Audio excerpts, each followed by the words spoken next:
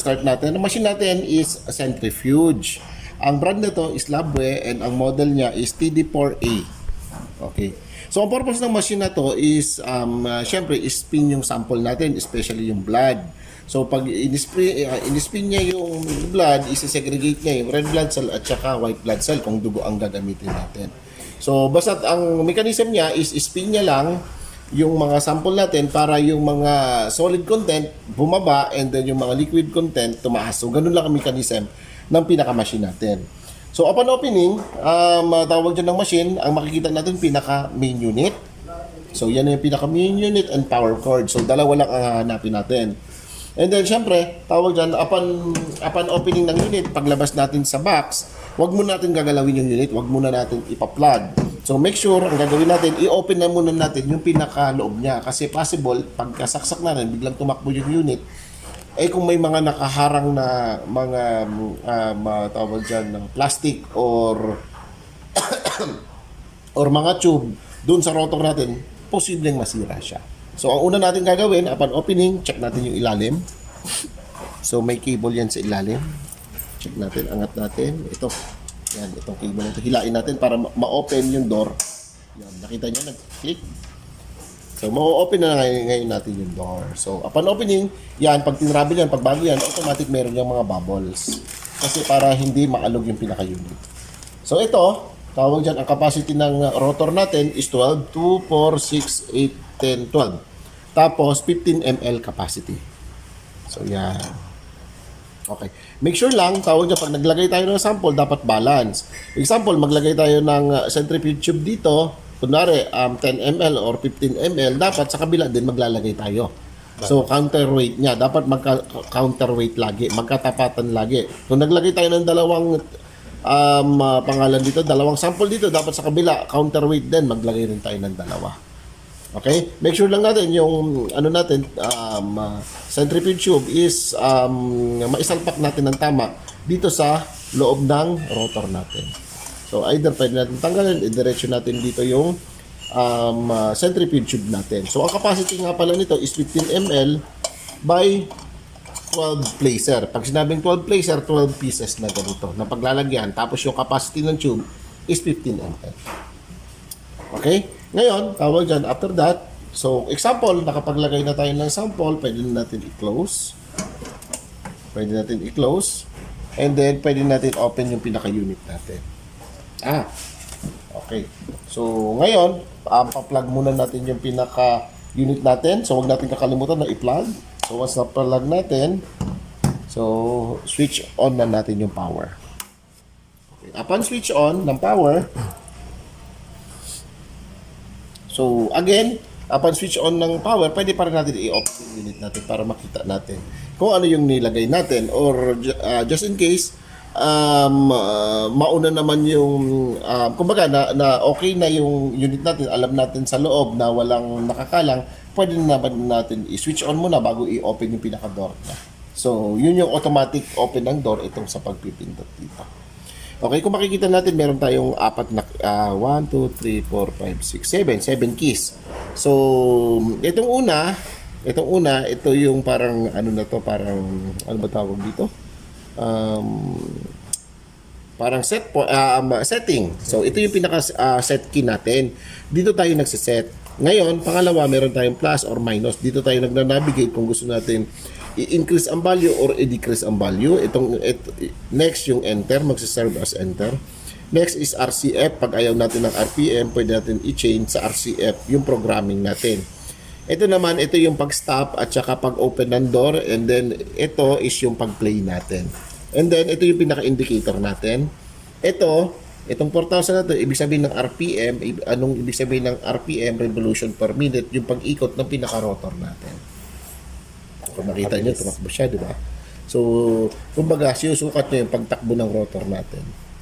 Ngayon, tawag dyan, yun yung pinaka-speed. Next, ito yung pinaka-time natin. Ibig sabihin, ilang minutes siya tatakbo doon sa program natin.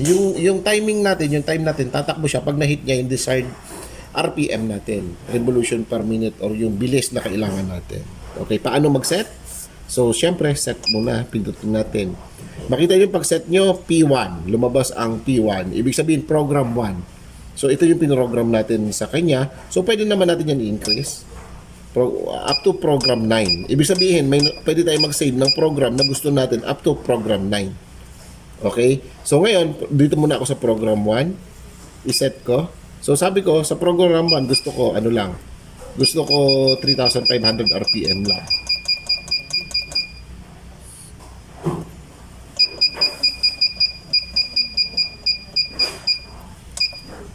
Next, yung minutes ko, gusto ko minutes ko dyan, 1 minute lang. Minus 1 minute. Program. Okay. P1, yan yung standard. P1, so okay na yan. Ayan, hindi. Nabalik ako sa program 1. Pagtapos na, dalawa lang ipoprogram natin. Yung RPM, and then yung minutes. Dalawa lang yan. And then pagka okay na, dapat 1. So, pagka okay na, enter lang natin. So, pag na-enter na natin, hindi na siya mag-blink. Pag hindi na siya nag-blink, okay na. Ngayon, tawag dyan, turuan ko kayo. Gusto ko naman baguhin sa program 2 ko yung pangalawa. Gusto ko iba ang program ko. Punta ako sa program 2. Para pag nag-function ako, pipili na lang ako program 1 or program 2 up to program 9. So, punta ako sa program 2. Okay. Set ko siya. Gusto ko naman dito, 4,000. Tapos, 2 minutes naman. 2 minutes. Enter ko lang. Ngayon, bago ako mag-start ng process ko, hanapin ko muna yung program na gusto ko. Okay, dito ako sa program 1. Okay na ako dyan, enter ko lang. So, ganun lang ang mangyayari. So, kumbaga up to program 9 siya. Ang pwede nating i-program sa kanya. Okay, pag program 2 naman, punta lang ako sa 2. Enter ko lang. 4,000 na siya. Tapos 2 minutes siya natakbo. Pero sa ngayon, program 1 muna tayo. Okay, enter. Okay? So, ganun lang. So, dalawa lang ipoprogram natin, RPM at saka time. Nga pala, tawag dyan, just in case lang na yung client natin gusto RCF, pwede naman natin i-change ito. RCF. Yan. So, dito tayo magpo-program. RCF naman ang lalabas sa kanya. And then, ganun pa rin, pwede pa rin natin siya i-program. Pero, kadalasan ng client, RPM ang ginagamit. Kaya, dun lang tayo sa RPM. Okay? Basta okay na, nakapaglagay na tayo ng samples dito sa ano natin, sa unit natin, nakapaglagay na tayo ng pinaka-sample, close lang natin. Okay. Basta close na, so make sure lang natin naka-tighten and then play lang natin. Okay. I-run natin. So pag run niya, ang mangyari, kung makikita natin yung RPM, i-hit niya muna yung 4,000. Pag na-hit niya yung 4,000, bago siya magka-count ng timer. So, ganun lang yung process natin.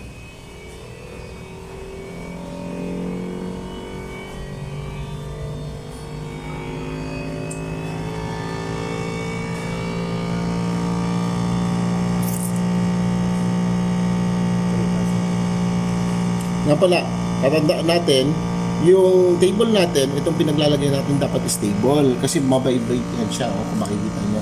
So, dapat yung table natin is stable. Usually, doon natin siya inaano sa mga laboratory table o kaya sa mga sink, cement sink.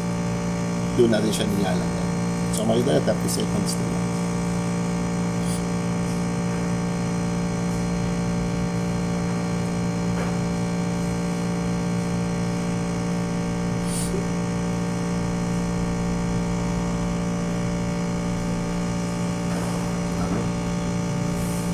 Ba yun?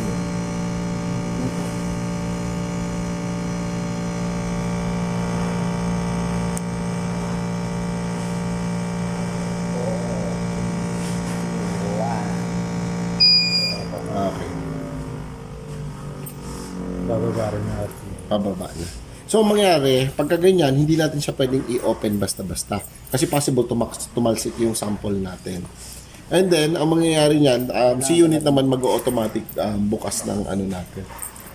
I-inform niya naman tayo na tapos na yung cycle niya. So, pagka ganyan, tumatakbo pa, hindi pa natin pwedeng i-open yung pinaka-door ng unit natin.